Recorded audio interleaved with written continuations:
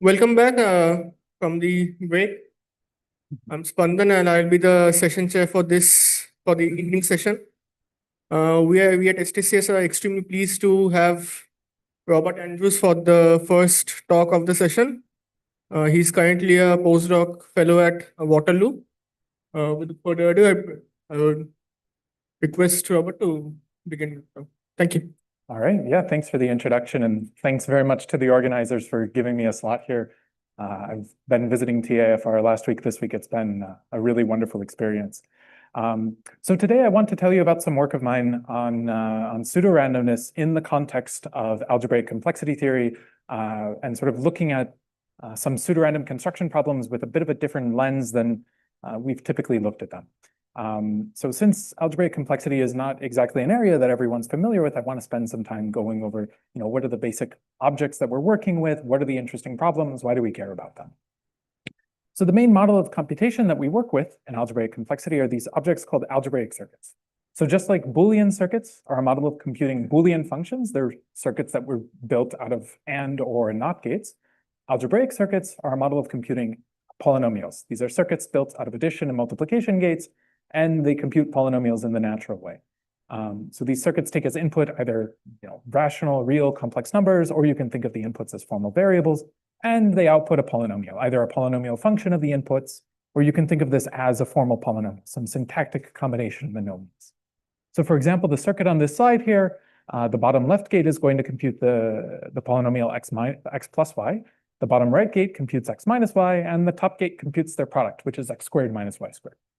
And there are two complexity parameters of circuits that we'll be interested in, their size and their depth. The size is the number of wires in the circuit, and the depth is just the length of the longest path from any input to the output of the circuit.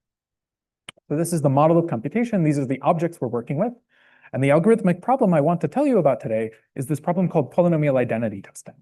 This is a sort of a classic problem in arithmetic complexity. I give you a multivariate polynomial as input, and your job is to decide if it's identically the zero polynomial. Now, when I say I give you this polynomial, I really give you a succinct representation of this polynomial. I give you some algebraic circuit that computes it. This is somewhat analogous to circuit satisfiability, where I give you a Boolean circuit, it computes a Boolean function, and you want to understand if that circuit computes the zero function. Except we know that circuit satisfiability is an NP hard problem. It's a very hard problem in general. Here, polynomial identity testing is a much easier problem. We have efficient randomized algorithms for it. And in fact, these algorithms are extremely simple. You just take a random point from a large enough set, evaluate there, and if the evaluation is zero, you say the polynomial is zero. If the evaluation is non-zero, you say the polynomial is non-zero. So this is some problem we can solve easily with randomness. Why would you be interested in solving this kind of problem? Well, it turns out that polynomial identity testing has a large number of applications within theoretical computer science, particularly to problems that don't look algebraic, at least on their face. So for example, if you want to find perfect matchings in graphs in parallel, you can do this by a reduction to polynomial identity testing.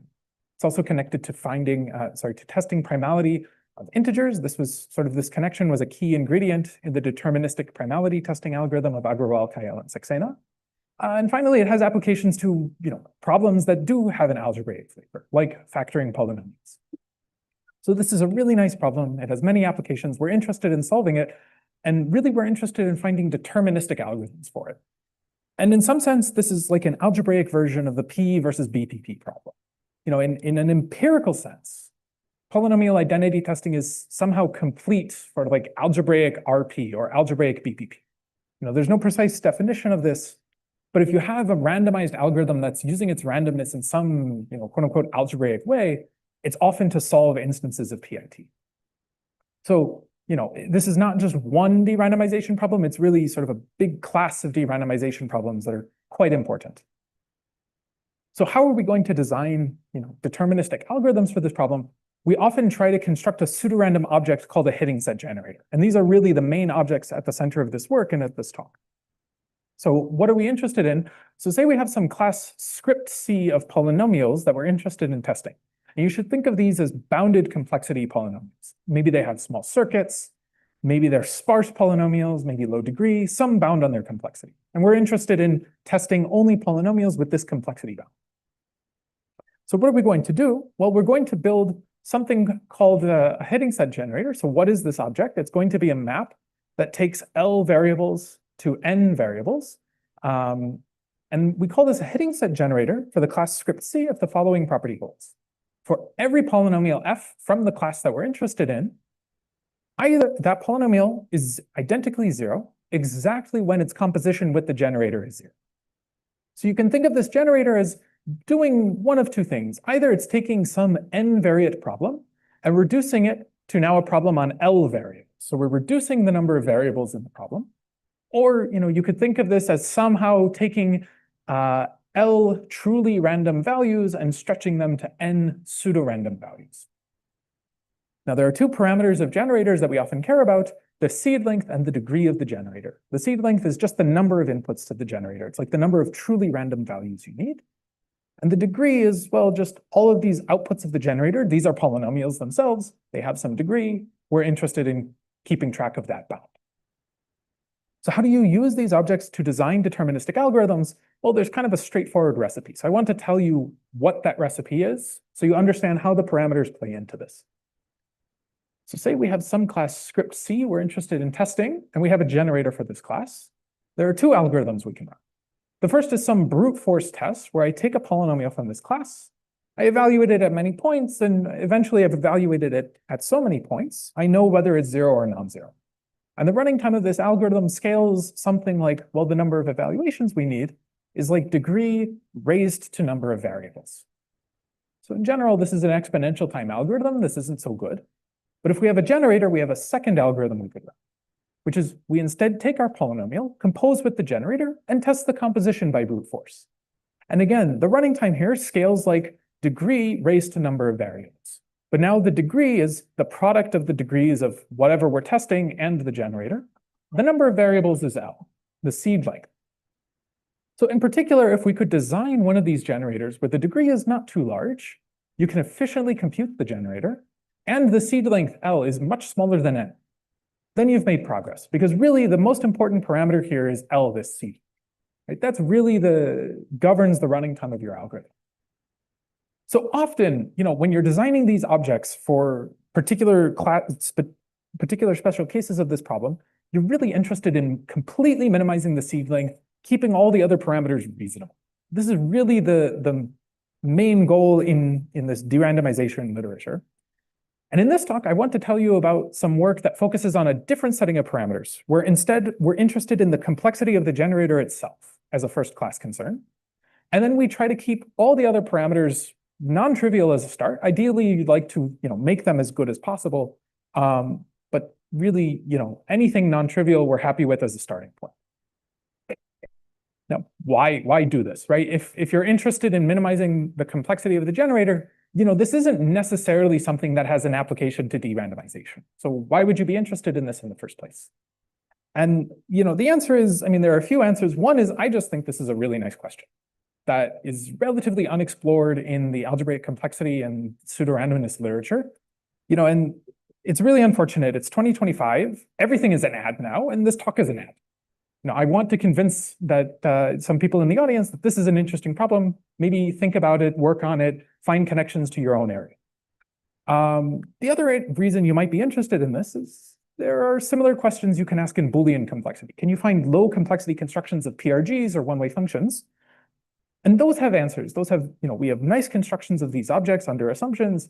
They have applications in complexity and in cryptography. So it's reasonable that maybe something like this would also have applications elsewhere in complexity.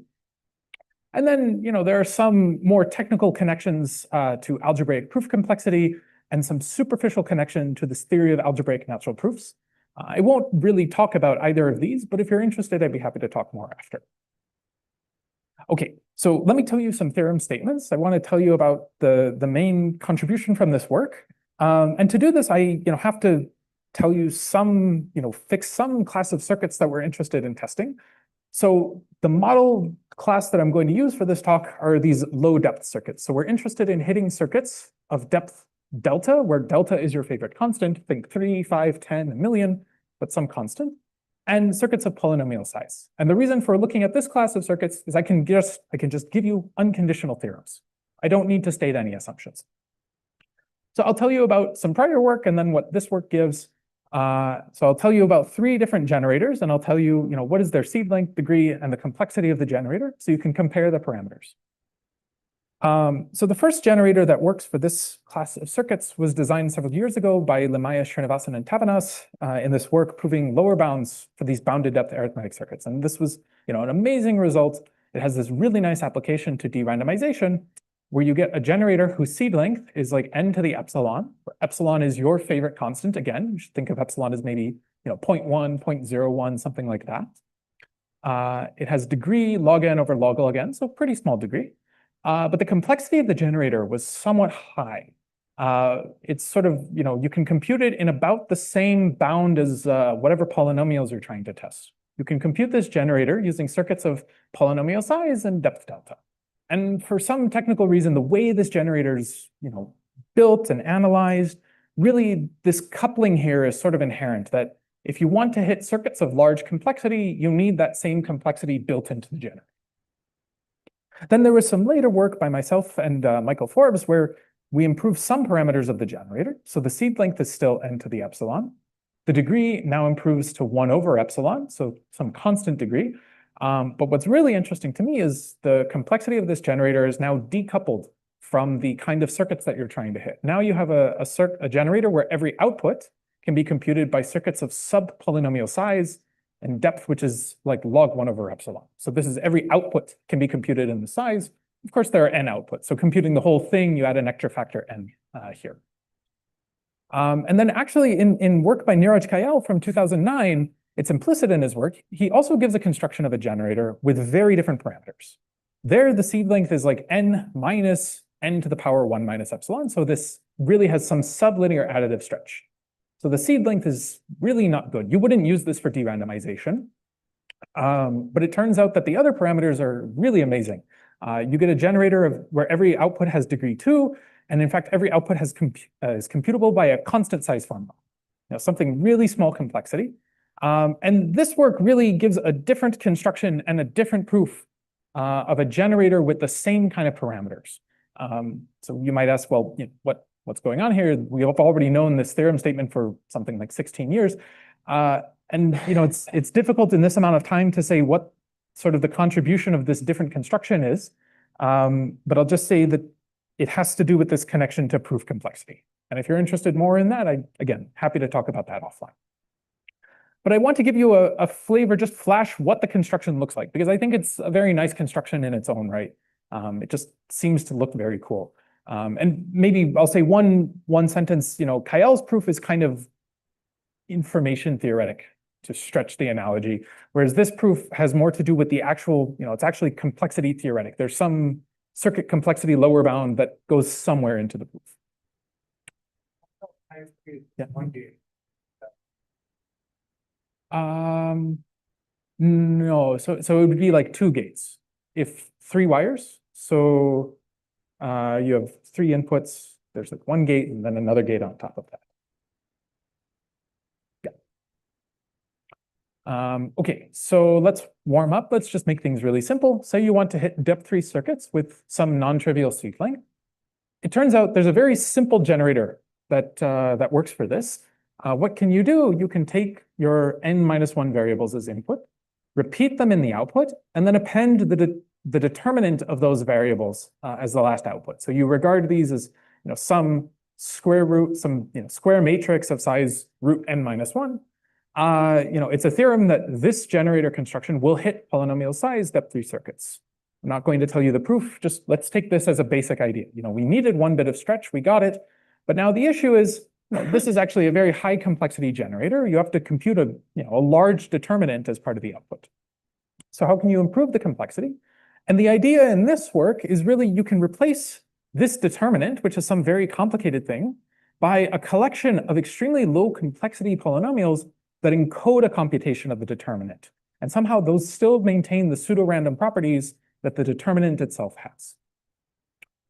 So I want to give you an example of what this generator construction looks like. It's in the paper called Some Local Encoding of a Circuit. So I'm not going to use the determinant to illustrate this, but let's think about a simple looking circuit. So say, as a stand-in, I have this quote unquote hard polynomial, x1 squared minus x2 squared, same circuit we saw earlier. I'm going to build a generator that takes 5 variables as inputs. So 2 of the variables correspond to the inputs of the circuit, and 3 of the variables correspond to the 3 internal gates of the circuit. So 5 inputs to the generator, I'll give you 6 outputs. I'll give you 1 bit of stretch. So what are we going to do? So the first 2 outputs of the generator will just forward out the 2 variables that correspond to the inputs of the generator. So far, this looks like what we had on the previous slide. Then next, I'm going to write down a sequence of polynomials that all sort of encode the local computation at each gate. So here, what am I doing? Well, for this first gate 1, if you think of y1 as being assigned whatever value this gate computes, then it should be true that y1 equals x1 plus x2. So if you imagine some equals 0 sort of sitting right here, this is an equation forcing y1 to be equal to x1 plus x2. And really, that's the right way to think about this, is these are equations where there's always an implicit equals 0 here. So you write down these polynomials that enforce the correctness of the local computation. So this is saying that gate 2 is x1 minus x2. This is saying that gate 3 is gate 1 times gate 2. And then we need 1 more output, so we just forward out, whatever this output, the variable corresponding to the output gate of the circuit is, we put this here. So we had 5 inputs, we got 6 outputs. What did this buy us? Well, it turns out that these sort of encodings of circuits, these give you generators with very small complexity. This is easy to, at least the fact that it gives you small complexity, this is easy to see. So it has some non-trivial seed length. All the polynomials had degree 2. And then all of these polynomials from the previous slide that I showed you, you can just write down a circuit of size 3 that computes them, right? Each one of these, here you have 1, 2 gates, right? You have a minus gate and either a plus or a times gate, right? Very small formulas. So this is some candidate construction that has extremely low complexity, but can you actually prove that it maintains the pseudorandom property? And it turns out that you can prove this, and this is the main technical contribution of the work, is to show that these kinds of encodings of circuits still maintain the pseudorandomness that you would expect from the overall output of the circuit.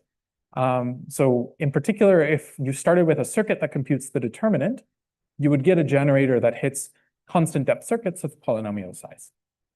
Okay, so let me just wrap up with a couple of questions left open by this work. So the first is, can you get these constant?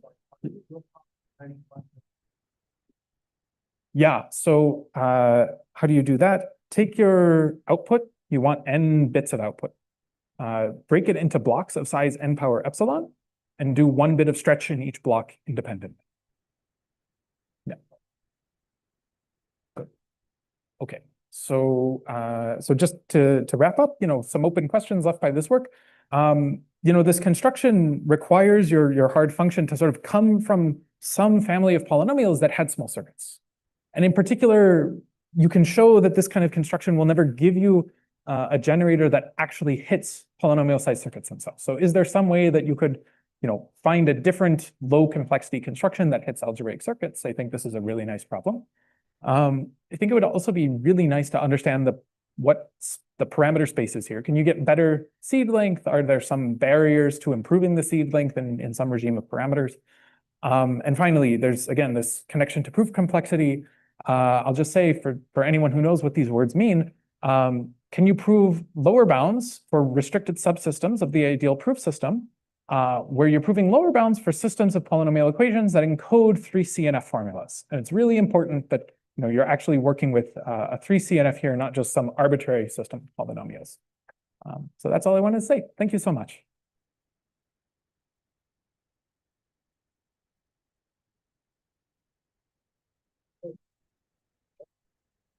What is the what in order to get seed length of point like that? Is it better lower, or is it? I mean, is it like what are the fantasies that should make this one? I don't know. I don't even know what the fantasy conjecture is that would imply this. So there's one question right there. What fantasies are sufficient? I don't know. Yeah. I don't know what's going on here. So anything interesting you could say would be interesting. Mhm. Yeah, I mean, I guess this is also somewhat cryptographic. You're hidden. Right, right.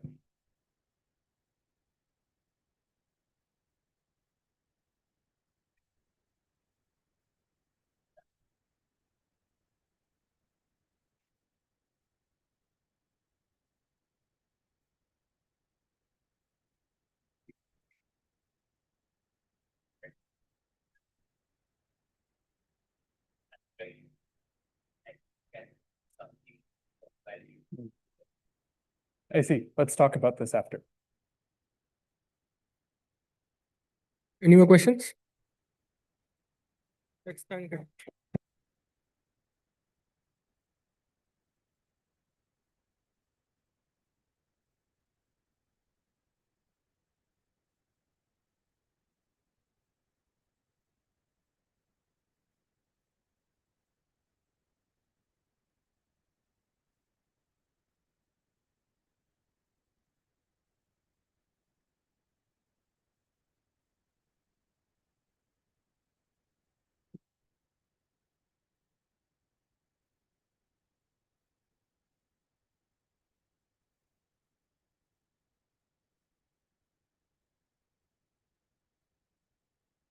The second talk is by Roshan. He'll be talking on characterizing and testing